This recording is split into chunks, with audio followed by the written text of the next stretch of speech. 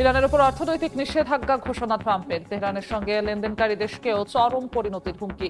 প্রতিরক্ষা সক্ষমতা বৃদ্ধির সিদ্ধান্ত পেজেশকিয়ানের। গাজায় পুলিশ স্টেশন ও শরণার্থী শিবিরে ইসরায়েলি হামলা, প্রাণ গেল আরো 10 ফিলিস্তিনির। কূটনৈতিক আলোচনার মধ্যে আক্রমণকে নতুন যুদ্ধাপরাধ আখ্যা হামাসের। ইউক্রেনের খেরসনের রুশ হামলায় নিহত 6। রাশিয়ার তেল শোধনাগারে পাল্টা আঘাত জেলেনস্কি বাহিনীর। মস্কোকে সহায়তায় সেনা মোতায়েনের দাবি প্রত্যাখ্যান পিয়ংইয়ং এর। কলকাতার নিউ মার্কেটের হোটেলগুলো যেন মৃত্যুফাঁদ, নেই অগ্নি নির্বাপন ব্যবস্থা, চরম ঝুঁকিতে বাংলাদেশি পর্যটকরা। ঐতিহ্যের দোহাই দিয়ে সংস্কার ছাড়াই চলছে ব্যবসা। ইরানের উপর কঠোর অর্থনৈতিক নিষেধাজ্ঞা আরোপের ঘোষণা দিয়েছেন মার্কিন প্রেসিডেন্ট ডোনাল্ড ট্রাম্প। তেহরানের সঙ্গে লেনদেনকারী দেশকেও চরম অর্থনৈতিক পরিণতির মুখোমুখি হতে হবে বলে কড়া হুঁশিয়ারি দিয়েছেন তিনি।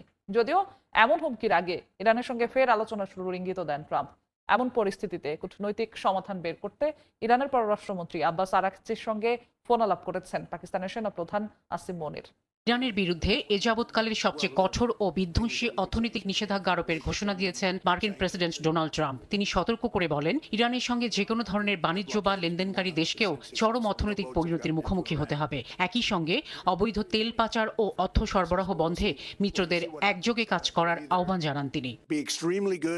এর আগে দেশটির সঙ্গে আলোচনার বিষয়ে নিজের অবস্থান পরিবর্তন করেন মার্কিন প্রেসিডেন্ট। ওয়াশিংটনে একটি অনুষ্ঠানে অংশ নিয়ে ইঙ্গিত দিয়ে জানান, যে কোনো সময় ইরানের সঙ্গে আলোচনায় বসতে পারে যুক্তরাষ্ট্র, তবে শর্ত একটাই, পারমাণবিক অস্ত্র রাখতে পারবে না তেহরান। ওয়াশিংটনের এই অবস্থানের বিপরীতে নিজেদের প্রতিরক্ষা সক্ষমতা আরও শক্তিশালী করার বার্তা দিয়েছে তেহরান। নিজেদের সশস্ত্র বাহিনীকে সর্বাত্মক সহযোগিতার আশ্বাস দিয়েছেন ইরানের প্রেসিডেন্ট মাসুদ পেজেশকিয়ান। তার মন্ত্রিসভাকে জানান, দেশের সশস্ত্র বাহিনীর প্রয়োজনীয়তা মেটাতে এবং সামরিক সক্ষমতা বাড়াতে সরকার সব ধরনের সহায়তা বজায় রাখবে। সামরিক শক্তি নিশ্চিত করতে দেশের সব নির্বাহী বিভাগকে একসাথে কাজ করার আহ্বান জানান তিনি। মধ্যপ্রাচ্যে যুক্তরাষ্ট্রের উপস্থিতি তীব্র সমালোচনা করেছেন ইরানের পার্লামেন্টের স্পিকার মোহাম্মদ বাঘের গালিবাফ। ইরাকের প্রেসিডেন্টের সাথে বৈঠকে তিনি অভিযোগ করেন, পারস্য উপসাগরীয় অঞ্চলের সম্পদ লুট করতেই আমেরিকানরা প্রভাব বিস্তারের চেষ্টা করছে। এই অঞ্চলে সবচেয়ে বড় সমস্যার মূল কারণও যুক্তরাষ্ট্র বলেও দাবি তার। যুক্তরাষ্ট্র ইরান মুখোমুখি অবস্থানের মধ্যেই চলছে সংঘাত বন্ধের কূটনৈতিক প্রচেষ্টা। সেই লক্ষ্যে ইরানের পররাষ্ট্রমন্ত্রী আব্বাস আরাকচির সঙ্গে ফোনালাপ করেছেন পাকিস্তানের সেনাপ্রধান আসিফ মনির। সাম্প্রতিক আঞ্চলিক পরিস্থিতি নিয়ে দুজনের কথা হয় বলে জানিয়েছে বিভিন্ন আন্তর্জাতিক গণমাধ্যম। এদিকে গত জুনে ইরান যুক্তরাষ্ট্র স্বাক্ষরিত সমঝোতা স্মারকের মেয়াদ শেষ হলেও তেহরানে জব্দকৃত অর্থ এখনও অবমুক্ত করা হয়নি বলে জানিয়েছেন দেশটির কেন্দ্রীয় ব্যাংকের গভর্নর। তেল ও কর রাজস্ব কমে যাওয়ায় দেশটির অর্থনীতি সংকটে পড়েছে বলেও জানান তিনি। মালাক্কা প্রণালী পেরিয়ে ভারত মহাসাগরের দিকে এগিয়ে যাচ্ছে মার্কিন বিমানবাহী রণতরী ইউএসএস জর্জ ওয়াশিংটন। একটি ভিডিও প্রকাশ করেছে মার্কিন সামরিক বাহিনী। এই বিমানবাহী রণতরীটি ইউএসএস আব্রাহাম লিঙ্কনের পরিবর্তে দায়িত্ব নিতে ওই অঞ্চলের দিকে যাচ্ছে বলে জানিয়েছেন নাম প্রকাশে অনিচ্ছুক এক মার্কিন কর্মকর্তা। তার দাবি, জর্জ ওয়াশিংটনের এই মোতায়েন আগে থেকেই পরিকল্পিত ছিল। এদিকে আব্রাহাম লিঙ্কনের নাবিকদের মনোবল কমে যাওয়া এবং আত্মহত্যার চেষ্টার খবর প্রকাশের পর রণতরীটির পরিস্থিতি নিয়ে প্রশ্ন ওঠে। তবে এসব প্রতিবেদনকে সম্পূর্ণ ভুলভাবে উপস্থাপিত বলে দাবি করেছেন মার্কিন সমরমন্ত্রী পিট হেগসেথ। গাজায় পুলিশ স্টেশন ও নুসেইরাত শরণার্থী শিবিরে ইসরায়েলি হামলায় অন্তত 10 ফিলিস্তিনি নিহত হয়েছেন, যাদের মধ্যে নিরাপত্তা বাহিনীর সদস্য ও শিশুও রয়েছে। হামলার তীব্র নিন্দা জানিয়ে একে নতুন যুদ্ধাপরাধ বলে আখ্যা দিয়েছে হামাস। এদিকে বিশ্বজুড়ে আলোড়ন সৃষ্টিকারী ফিলিস্তিনি শিশু হিন্দ রজব হত্যাকাণ্ডের 2 বছর পর আন্তর্জাতিক চাপের মুখে অবশেষে আনুষ্ঠানিকভাবে অপরাধ তদন্তের ঘোষণা দিয়েছে ইসরায়েলি সামরিক বাহিনী।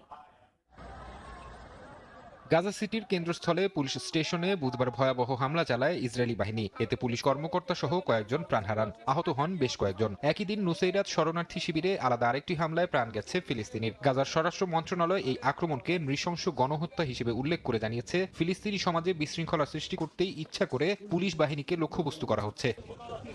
ইসরায়েলি এই হামলার তীব্র প্রতিবাদ জানিয়েছে হামাস। এক বিবৃতিতে সংগঠনটি একে নতুন যুদ্ধাপরাধ আখ্যা দিয়ে ইসরায়েলের তোলা প্রতিরোধ যোদ্ধাদের লক্ষ্য করে হামলা সংক্রান্ত দাবিকে ভিত্তিহীন বলে প্রত্যাখ্যান করেছে। হামাস অভিযোগ করে বলেছে, ট্রাম্পের মধ্যপ্রাচ্য বিষয়ক বিশেষ দূত জ্যারেড কুশনারের সফরের পরপরই এই হামলা চালানো হয়েছে, যা গাজায় পুনরায় গণহত্যা শুরু করা এবং মধ্যস্থতাকারীদের চুক্তি বানচালের ষড়যন্ত্র।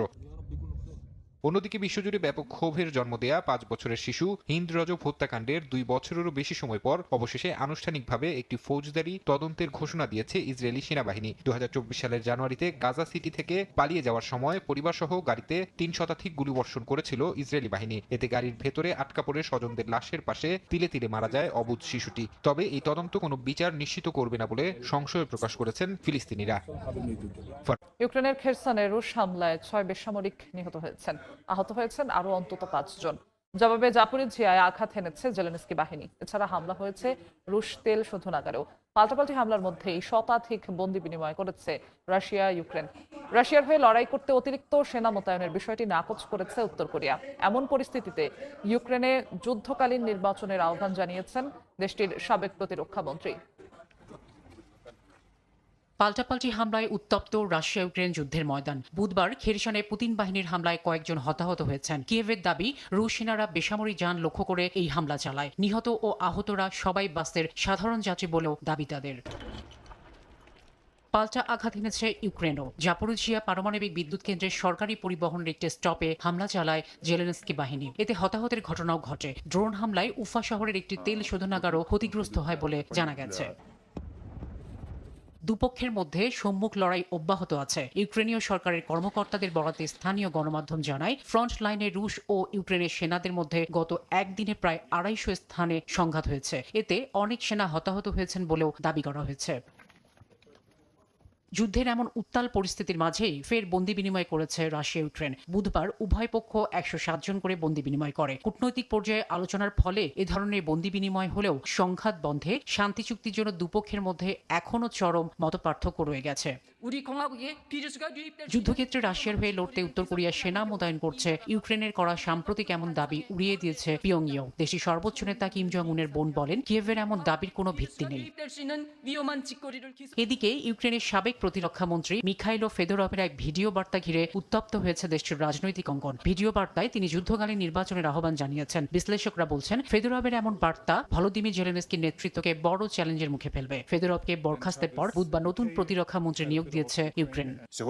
ভারতের কলকাতার নিউ মার্কেট এলাকায় জরাজীর্ণ ভবনগুলোকে বানানো হয়েছে হোটেল। বেশিরভাগেরই নেই অগ্নি নির্বাপন ব্যবস্থা। দুর্ঘটনার সময় দ্রুত বের হওয়ার পথও সরু। আর এসব মৃত্যু ফাঁদে জীবনের ঝুঁকি নিয়ে থাকছেন মূলত বাংলাদেশি পর্যটকরাই। ঐতিহ্যবাহী ভবনের দোহাই দিয়ে সংস্কার ছাড়াই প্রশাসনের নজর এড়িয়ে চলছে ব্যবসা।